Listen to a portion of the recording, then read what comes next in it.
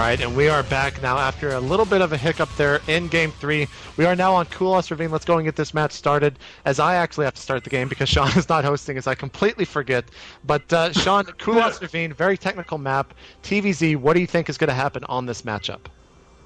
On this map? Well, I mean, I think Cauthon Luck's going to favor a very similar style to what he employed on Steps of War, that very aggressive Hellion opening straight into a bunch of Marauders.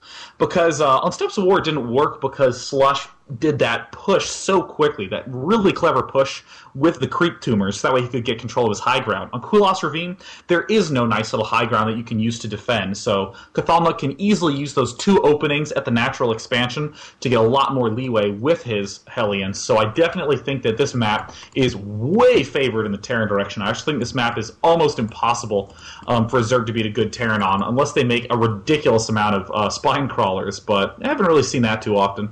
We do see both players making a great split for both of them. We do see SLush, I guess that is orange Zerg, in the bottom left-hand position, and Cauthon Luck, the red Terran, in the top right position.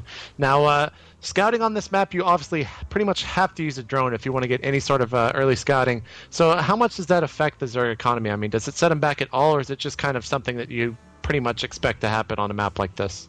It's one of those things that starts getting in the way a little bit more and more, like the more you play when you're trying to refine things down a little bit.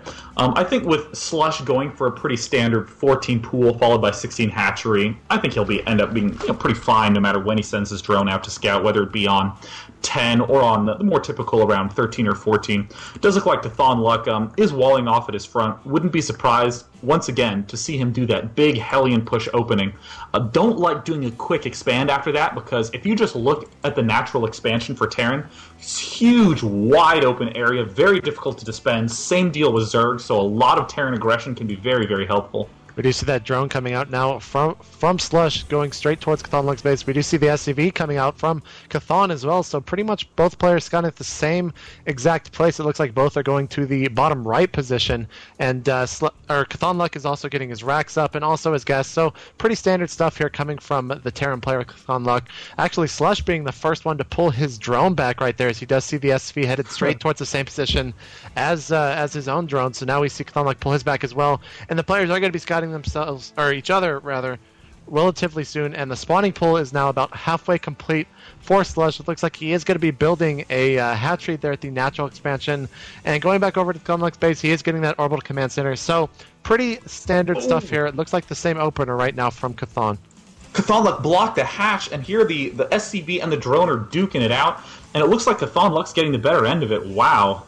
Cauthon Luck, is he going to be building a bunker in the center there? Will he end up doing it? Well, that drone's been healing a little bit. A second drone is coming. Cauthon Luck losing focus on that SCV a little bit, trying to scoot around as best he can to try to dodge those little drone nibbles. And look at how long he is delaying this expansion. This is so strong. And there the expansion finally goes up now. And as we can see in SLush's base, he was thrown off quite a bit. SLush not yet putting guys in the extractor. Their units finally go into the extractor. And as we can see, Cauthon Luck doing the classic factory right after he gets 2 Marines, and then he's going to be adding on a reactor theoretically right now, but it looks like he's trying to micro that SCV at this point in time, trying to keep tabs on when that roach warren pops up, if it ever does. Now, one thing that I actually did not see the drone from SLush. Did it actually die to those Marines? Actually, yeah, that Marine does have 1 kill on it, and I'm pretty sure he did actually not see that factory go up. Yeah, so I suspect that he thinks some type of harassment is coming, but he doesn't quite know yet that it is a factory. He is sending out a link to make sure and check. He also needs to make sure that this overlord he has there in the middle of the map does not possibly get sniped, as Cauthon Luck has been sending out some Marines quite early in these past couple of games to possibly snipe some overlords. Yeah, we do see that reactor is almost finished now. Now, at the start of the game, I said that I don't like this idea about Cauthon Luck. Any sort of early expand like this is very, very iffy, very, very dangerous thing to do. However, because Cauthon Luck delayed that expansion so long, because he didn't see a Roach Warren quite yet, it means that the Hellion Harass is going to be way more effective than it actually should be. So there's the Tech Lab going down now on the barracks. 2 Hellions popping out now, and look at this. SLush only just now starting his Roach Warren. Those are going to be way late. SLush is going to have some beautiful micro in order to hold off all of these Hellions properly, and there we do see 2 spine crawlers going down. Now, that is something that will screw up the Zerg economy a lot. Getting some of those first drones directly into defensive structures, you absolutely do not want that. These Hellions are going to be able to freely slide in that west flank of SLush's base. One thing to note is that he did drop a creep tumor right next to his hatchery because it did just spawn relatively soon, or excuse me, relatively. I'm fast. Fast. Early on. Early on. There you go. Thank you. As I stumble across those words terribly. That Spinecrawler is up. Looks like Cauthon Luck might have. Oh wow, we see some links come up as well, blocking Cauthon Luck's path with those Hellions. But yeah, that creep tumor right there. Is that going to hurt the Zerg player at all, or is he just kind of smart for putting that down so he can get a little bit extra creep there? Well, I mean, I don't mind getting the creep tumor very early on. I think the reasoning behind it is that if you get 2 queens very, very quickly on, you have good defense, but you can't exactly support that much larva, so you may as well just throw down a creep tumor and begin spreading the creep as quickly as possible. So going back to Cauthon Luck's base, we do see a whole bunch of reactors and tech labs going down right now, and it looks like we have Marauders with Stim already on the way, and oh, look at that. Poor SLush, throwing down that creep tumor so early on. If we look at just the north side of that expansion, there was a creep tumor that got roasted there almost immediately by Cauthon Luck's Hellions. And Cauthon Luck, now that he has that orbital command up, he is expanding and is going to be in great shape to do some Mondo aggression and possibly win this game very, very soon. We do see a lair now being morphed for SLush, and he also did get a scan there. He knows that his opponent's possibly a little bit behind. He is also building, looks like 4 racks are now going up, and instead of getting tech labs, he's getting a reactor on those racks, opting for Marines, obviously, not Marauders, because you can't build them without the tech lab. So he's going with a little bit of a heavy Marine build here.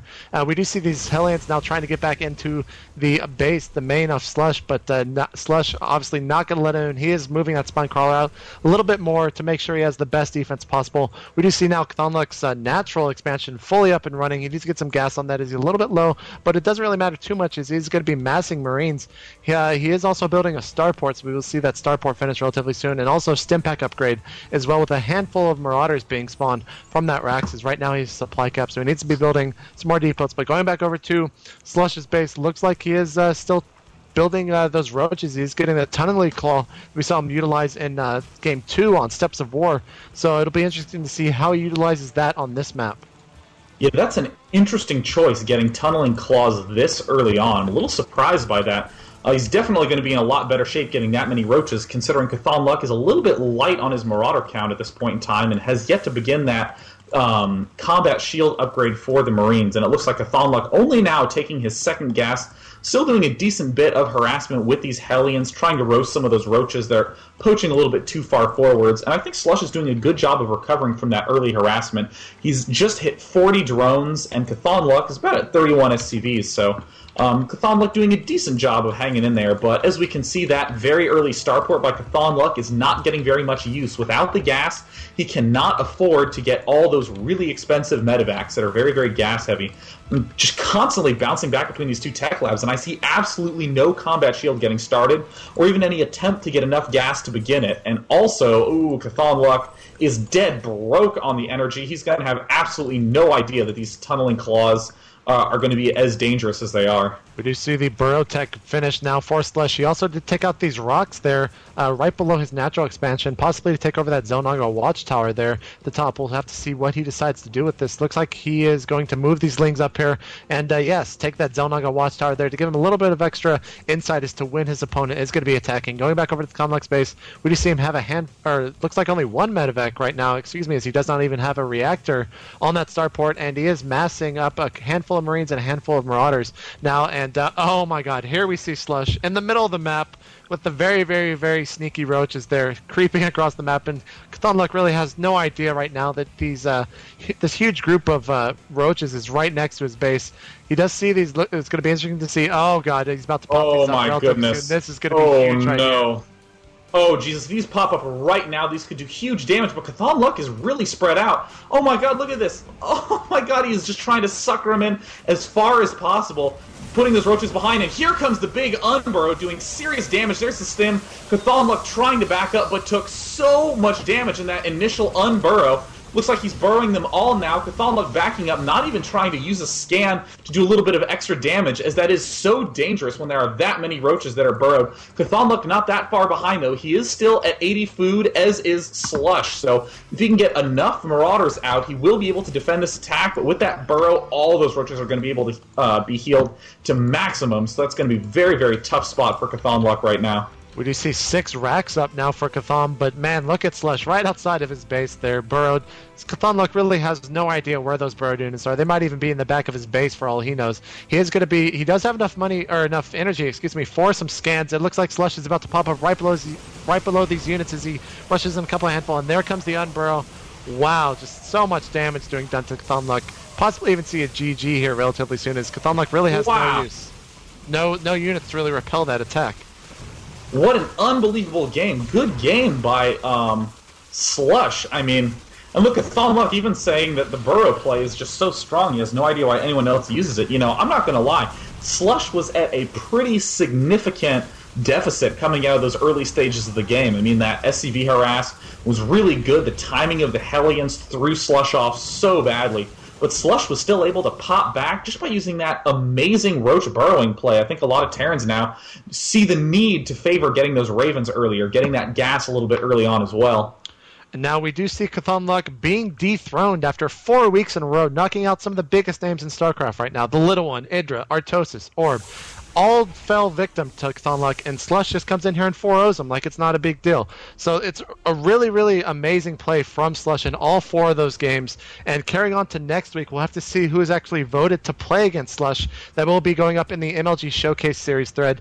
And we will be possibly doing some more live events soon, as this one was actually streamed live. But we had a couple of hiccups, so we'd like to make sure that those hiccups don't actually happen again in the future. But also, make sure to check out Sean's Day 9 Dailies, as he is on Ustream right now, with the URL being ustream.com/channel/Day9TV. So make sure you check that out. He's going to be doing those streams every day, or I think every day except Sunday. Pretty much, yeah. Every day except Sunday at 7 p.m. PST, so definitely check those out. It's Sunday through Thursday at 7 p.m. is when I do the Day 9 dailies, but I do a lot of tournament casts on the weekend, so definitely watch out for those as well. Yeah, definitely watch out for those tournaments, and make sure you download State of the Game podcast, as myself and Sean and several other StarCraft 2 pros are on that quite frequently. We're possibly going to be recording another episode here in the next couple of days. So for those of you who joined us live, thanks for watching, and of course if you're watching on YouTube, thanks for watching as well. Criticism, comments, anything, make sure you post that in the Major League Gaming Showcase Series thread on teamliquid.net. So for Sean and also myself, JP McDaniel, we'll be back next week with the Major League Gaming Showcase Series. Thank you so much, and cheers. And my overlord noise. Blah! Blah!